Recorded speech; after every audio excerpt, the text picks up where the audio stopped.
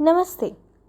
हमें उम्मीद है कि पिछले तीनों अध्यायों को आपने अपनी लगन और निरंतर अभ्यास से कंठस्थ कर लिया होगा। तो अब समय है चौथे अध्याय का। चौथे अध्याय में हम आपको हवन कुंड में प्रयोग की जाने वाली हवन सामग्री को कैसे बनाना है और उसमें उपयोग करी जाने वाली सारी वस्तुओं के बारे में बताने वाले हैं। हवन सामग्री ऋतु अनुसार बनाई जाती है। हर एक ऋतु में अलग अलग हवन सामग्री इस्तेमाल की जाती है। हर एक ऋतु में अलग अलग हवन सामग्री इस्तेमाल करने के पीछे की वजह है कि हर एक ऋतु में हमारे पर्यावरण की स्थिति कुछ अलग होती है।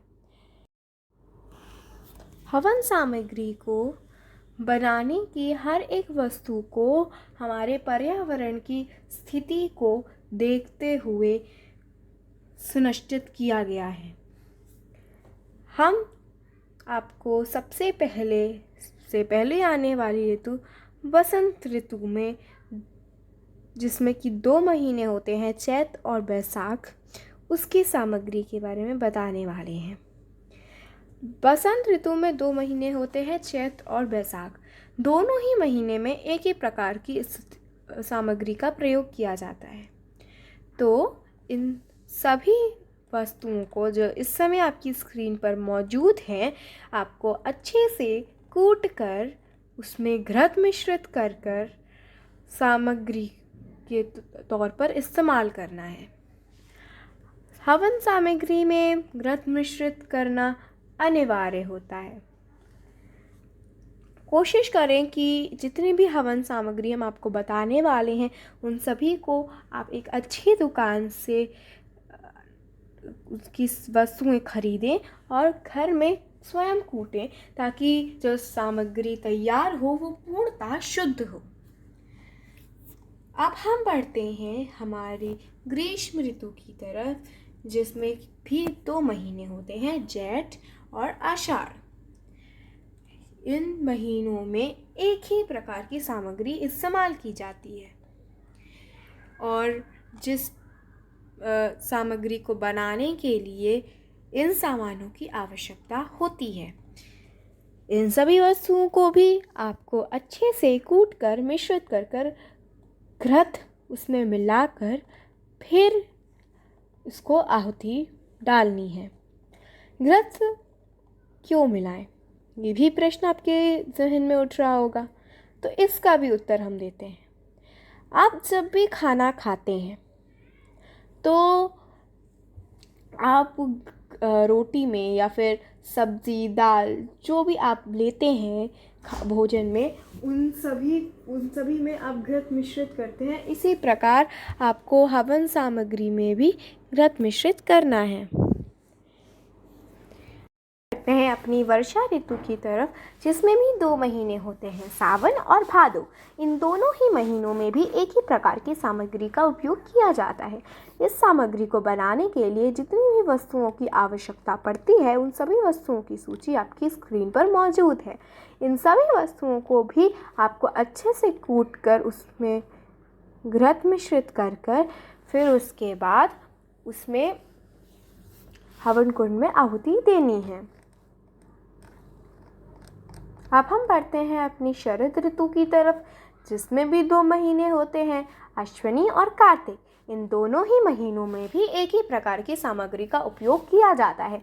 इस सामग्री में उपयोग की जाने वाली सभी वस्तुओं की सूची आपकी स्क्रीन पर मौजूद है। इन सभी वस्तुओं को भी आपको अच्छे से कूट कर घृत में मिश्रित कर अच्छे से मिलाकर फिर उसके बाद उसकी हवन कुंड में आहुति देनी है। हेमंत ऋतु में भी मार्गशीर्ष और पौष, ये 2 महीने होते हैं।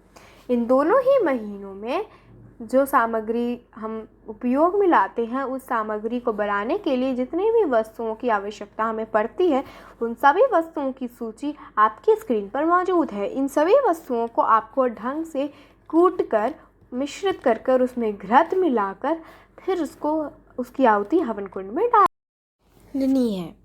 अब हम आते हैं अपनी शिशिर ऋतु पर, जिसमें भी 2 महीने होते हैं, माघ और फाल्गुनी। इन दोनों ही महीनों में भी एक ही प्रकार की सामग्री का हम उपयोग करते हैं। इस सामग्री को बनाने हेतु जितनी भी वस्तुओं की आवश्यकता पड़ती है उन सभी वस्तुओं की सूची आपकी स्क्रीन पर मौजूद है। इन सभी वस्तुओं को भी आपको कूट कर घृत में मिश्रित कर फिर हवन कुंड में आहुति के तौर पर इस्तेमाल करना है। अब एक विशेष सूचना, इन सभी सामग्रियों को आपको ऋतु अनुसार जिस ऋतु में हमने बताया है बस उसी ऋतु में प्रयोग में लाना है, क्योंकि हमारी जो पर्यावरण है उसकी हर ऋतु में स्थिति बदल जाती है, जिसके हिसाब से हमारी सामग्री होती है। तो अगर आप शिशिर ऋतु की सामग्री हेमंत ऋतु में इस्तेमाल करेंगी तो हो सकता है कि वो हमारे पर्यावरण को नुकसान पहुंचाए, या फिर हो सकता है कि वो फ़ायदा ही ना करे। कहने का मतलब है कि अगर आप हेमंत ऋतु की सामग्री बस हेमंत ऋतु में ही इस्तेमाल करेंगी और उसमें इस्तेमाल करेंगी तो आपके पर्यावरण को, आपके आसपास के पर्यावरण को बहुत ही फ़ायदा होगा और सबका स्वास्थ्य भी अच्छा बना रहेगा। और ये जो महामारी कोरोना वायरस आई हुई है इससे भी आपको थोड़े वक्त के लिए छुटकारा मिलेगा, क्योंकि जो हवन सामग्री है उसमें जितनी भी औषधियाँ हैं वो आपके आसपास के पर्यावरण को सैनिटाइज कर देंगी। उसमें किसी भी तरीके की कोई भी कीटाणु, विषाणु, वायरस का प्रवेश निषेध कर देंगी। इन सभी को आपको श्रद्धापूर्वक कूटकर उसमें घृत मिश्रित कर और फिर हवन कुंड में आहुति देनी है। आहुति कैसे देनी है ये हम आपको इस अध्याय में नहीं बताएंगे, क्योंकि हम इसके बारे में आपको पहले ही हमारे पहले अध्याय में बता चुके हैं। अगर आप चाहें तो हमारे चैनल पर जाकर वो अध्याय देख सकते हैं, या फिर इस समय वीडियो की स्क्रीन पर ऊपर एक वाइट कलर का बटन आ रहा होगा जिस पे उस अध्याय का कैप्शन लिखा होगा, आप उस पे भी क्लिक कर सकते हैं तो आपकी वही वीडियो खुल जाएगी। अब एक और विशेष